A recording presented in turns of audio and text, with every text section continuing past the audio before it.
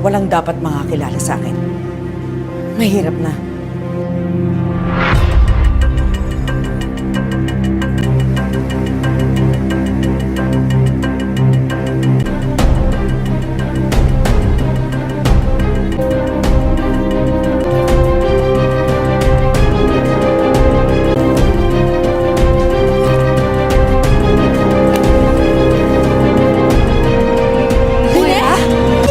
Dito.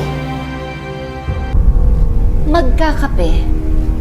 Bored na kasi ako sa bahay. Eh ikaw, ano ginagawa mo dito? Sino na naman kayang masamang tao ang inimit mo dito? That is none of your concern. Eh ikaw, sino namang doktor ang kakabitin mo? Kagaya mo din.